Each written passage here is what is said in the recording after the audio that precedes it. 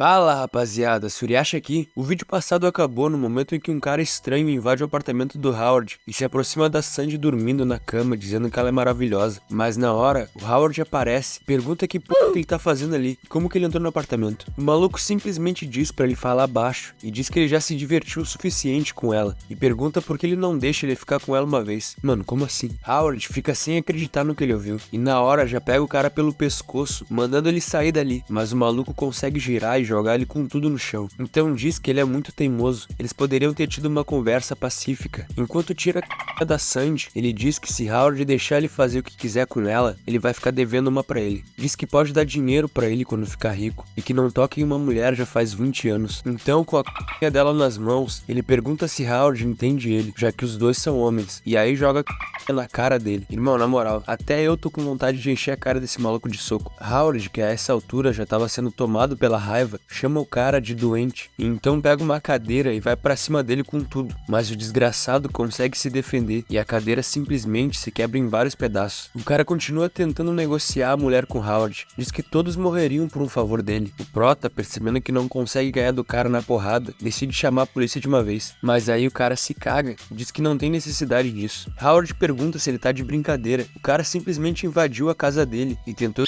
a sua colega. Acha que ele vai receber o quê? Aplausos? Ele tem que ir pro inferno. E então o cara vai pra cima do Howard pra tentar impedir ele de ligar pra polícia, dizendo que entendeu tudo errado. Ele disse que tinha pensado que a mulher era uma garota de programa, que tinha ido fazer um programa pra ele, e que não é normal as pessoas dormirem juntas no primeiro encontro. Howard pergunta que ele tá falando, e o cara começa a dizer que teve fora nos últimos anos, e não tem mais ideia do que as pessoas fazem no primeiro encontro agora. Howard pergunta que tipo de desculpa é essa, e por que o cara tava esperando na porta dele, vigiando o apartamento. Então o cara diz que esse apartamento era dele há 20 anos atrás, e ele tinha voltado pra pegar as coisas que ele escondeu ali. Então ele vai até um canto do apartamento e levanta uma tábua solta, e realmente, tinha uma caixa ali. Ele abre a caixa e dentro tá cheio de joias, anéis e correntes de ouro. Então explica que há 20 anos esse apartamento estava cheio de prostitutas, e que ele se arriscou muito pra conseguir essas coisas. Howard disse que não importa as merdas que ele fez no passado dele, ele ainda tinha tentado a amiga dele. O cara diz que foi um mal entendido, e que de qualquer forma ele não tinha causado nenhum dano real a ela. Mas não causou porque ele não deixou, né, seu filho da p...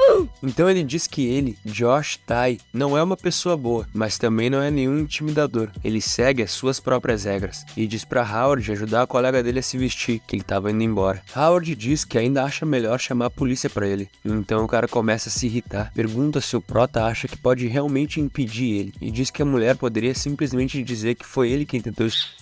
E então dá ao nosso Prota uma caixa e diz pra ele esquecer o que aconteceu. Howard pergunta se ele tá tentando subornar ele. O maluco diz que ele parece ser um cara íntegro, que aquilo ali era só um anel de ferro, que não valia muito, mas era único. Então diz que desde o dia que ele conseguiu esse anel, ele continuava sonhando com a mesma mulher. Uma mulher que usava um casaco vermelho, segurava um cetro dourado e seus olhos brilhavam com uma luz azul. Howard na hora percebe que a inteligência artificial do sonho se encaixa perfeitamente na descrição. O maluco continua falando que não conseguia entender uma única palavra do que ela dizia, que achou a mulher gostosa e até tentou flertar com ela, mas ela não quis nada com ele, e até espancou ele. Então diz que ele poderia fazer o que quisesse com esse anel, tipo, sei lá, vender pra alguma pessoa que curte apanhar ou qualquer coisa assim. Howard diz pra ele esperar, porque aquilo era suborno, mas o cara não quer nem saber e só vai embora de uma vez. Então nosso Prota fica se perguntando se essa caixa tem alguma coisa a ver com o mundo dos sonhos. Quando ele abre, vê um anel de ferro com uma joia vermelha que emite luzes estranhas. Então seu olho esquerdo começa a ativar um sistema visual novamente, e diante dele um holograma é formado. É o holograma de uma mulher que diz ser a desenvolvedora do sistema dos sonhos. Ela diz que mediante uma enorme pressão, essa era a única maneira de deixar essa mensagem, e espera que isso possa ajudar o alvo dos testes. Ela continua dizendo que ele caiu em uma armadilha. O sistema dos sonhos poderia obscurecer os limites dos níveis sociais, da lei e dos padrões morais na realidade. O usuário mal pode notar que a sua mentalidade está mudando. Quando o usuário está de volta à vida real, uma enorme brecha entre o sonho e a realidade liberta a ganância, a violência e os pensamentos obscuros no interior da sua alma. Os desenvolvedores parecem gostar de mexer com a vida das pessoas, e ela não conseguiu persuadi-los a melhorar o sistema. Rapaziada, o sistema é f...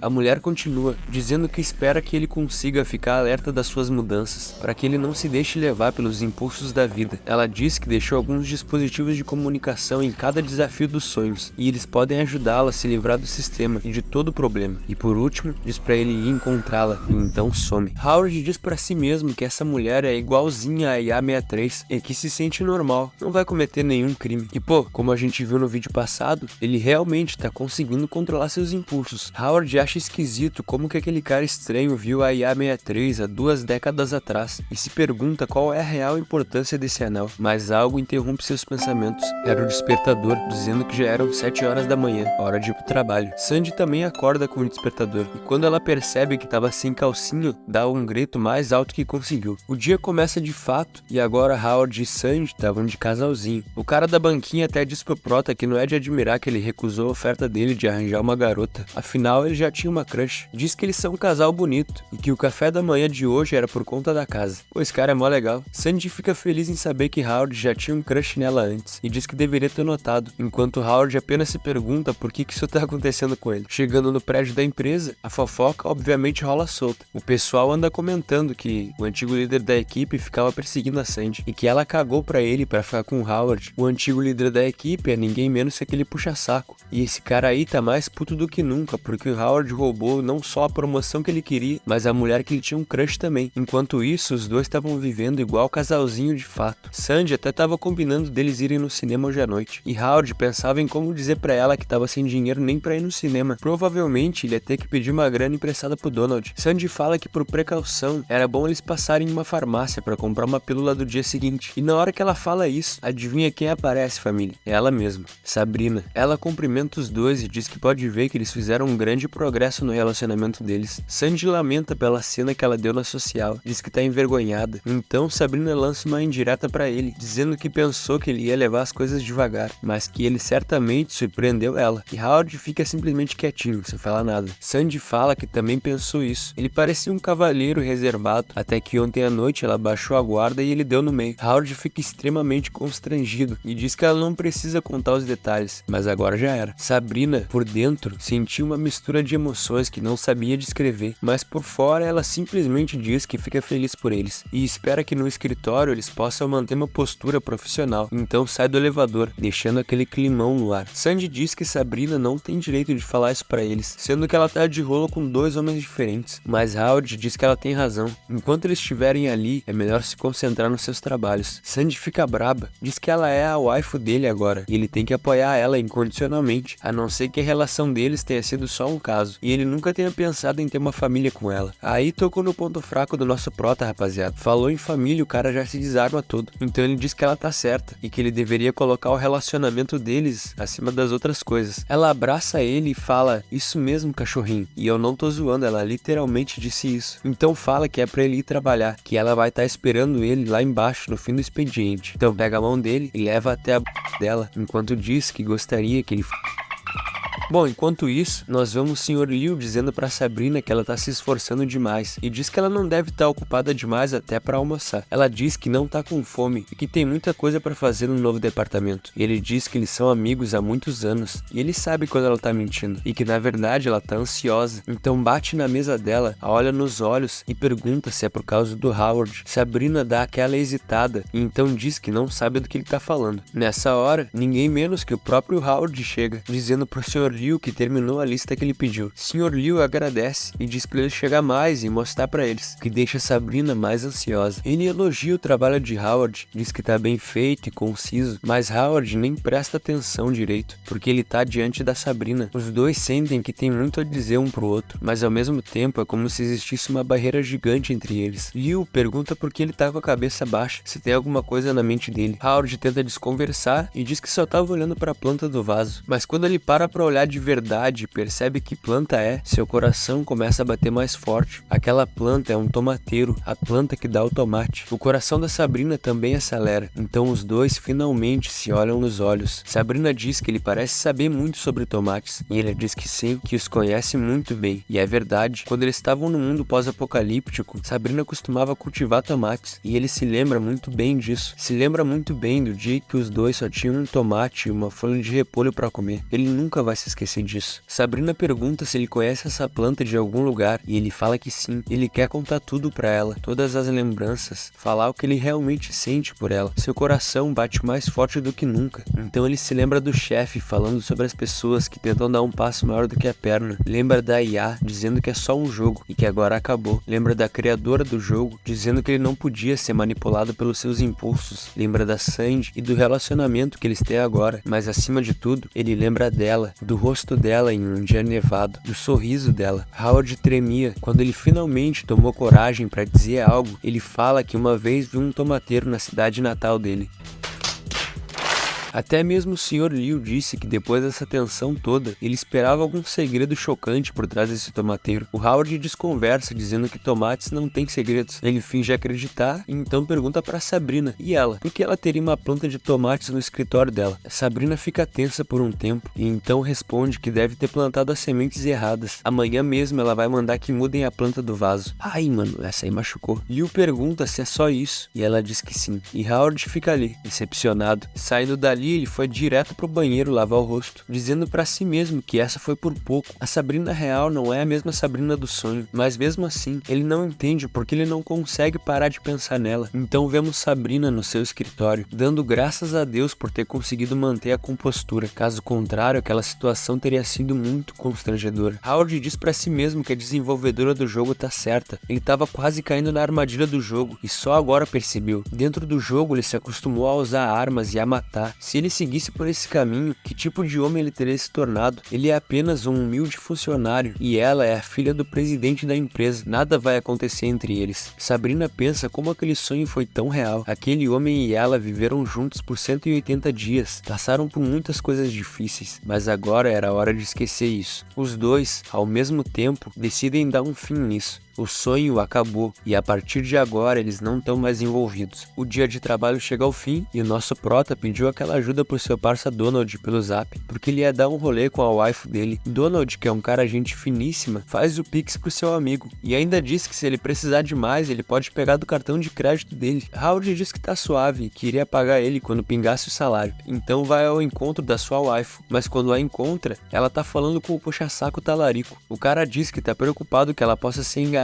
e ela diz que não precisa que ele diga isso pra ela. Howard já se mete no meio e pergunta se ele tentou machucar ela ou algo assim. Ela diz que não, então o talarico diz que ao contrário de algumas pessoas, ele é honesto e inofensivo e que só tava dizendo pra Sandy ficar longe dos hipócritas, mas que de qualquer forma ele já tinha dito pra ela o que queria, então tava indo embora. Howard disse que esse cara sempre foi desagradável e que era pra ela só ignorar ele, e então pergunta se ela tá afim de ir no cinema ver aquele filme. Ela simplesmente diz que quer terminar e solta sua mão da dele, se afasta dele e diz mais uma vez que quer terminar, dessa vez com mais clareza. Howard não fala nada. Ela diz que, para ser sincera, eles não sabem muito um sobre o outro. Então pergunta ao Howard qual é o tamanho da dívida da família dele. Ele respira fundo e então diz 200 mil. A mulher quase tem um ataque e pensa que 200 mil é muito para um funcionário de escritório que ganha alguns milhares por mês. Então ela pede para ele deixar ela fora disso. Ela não é de família rica e não é tão capaz quanto ele pensa que ela é. E no fundo, ela sabe que ele não tá realmente interessado nela. Ela só odeia o fato de que a Sabrina sempre atrai a atenção de todos os caras legais. Uma coisa leva a outra, então acabou rolando. Mas ela não merece ele. Então pede pra ele simplesmente esquecer a noite passada e vai embora.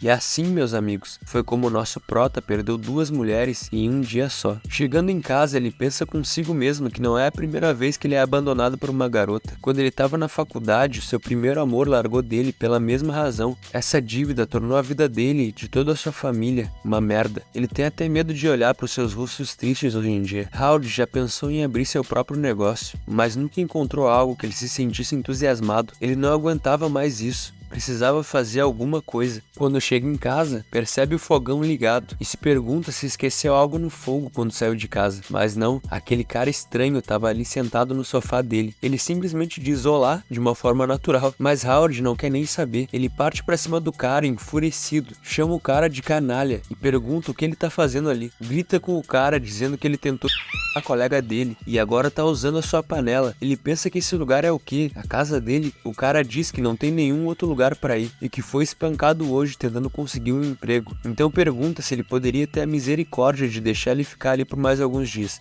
Mano, Howard expulsa o cara dizendo que esse é o último aviso. Se ele se atrever a fazer isso de novo, ele vai chamar a polícia. Então pensa consigo mesmo que esse é o pior dia de todos os tempos. Ele sente o cheiro da comida que o cara tava fazendo e vai lá ver o que ele tava cozinhando. Quando ele abre a tampa, se pergunta que merda é essa? Se o cara realmente chama isso de comida, porque tem mais cara que ele tava tentando envenenar alguém. Então um tempo se passa e Howard abre sua porta. Com um olhar estranho, ele chama o cara pra entrar. Então fala que a coisa que ele tava cozinhando é incrível. Pergunta se o cara é um chefe Michelin ou algo assim. E se ele sabe cozinhar mais alguma coisa. O cara diz que sabe alguma coisa sobre cozinhar. Howard diz que ele é um grande cozinheiro e que ele poderia conseguir um emprego em qualquer restaurante. Então eu pergunto por que ele foi espancado. O cara pergunta se ele não tá vendo. Ele é um ex-presidiário. Ele não sabe usar um smartphone ou sequer escrever um currículo. E só queria viver uma vida sem problemas, igual todo mundo. Mas é difícil.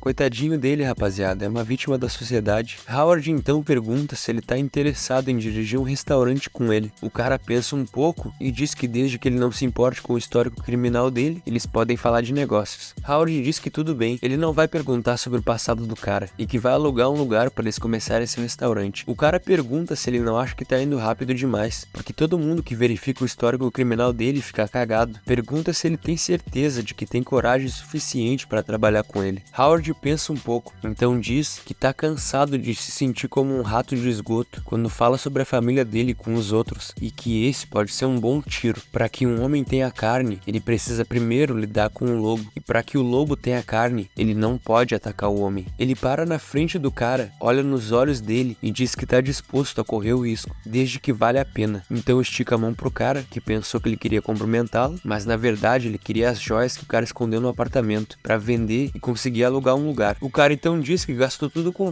cigarro do Paraguai e 51. E Howard fica sem acreditar. A ideia dele de restaurante não parecia ter muito futuro. Até que pouco tempo depois, o celular dele toca. Ele atende e ouve a voz da Sandy. Ela diz pra ele que se sente mal pelas coisas que falou pra ele. E que não quer que ele pense que ela é uma interesseira que só fica com alguém por causa de dinheiro. Ele diz pra ela cortar o papo furado e ir direto ao ponto. Então ela diz que quer ajudar ele. Que descobriu uma maneira de ganhar dinheiro rápido. E pergunta se ele tá interessado. Sem nem pensar duas vezes, ele responde que sim.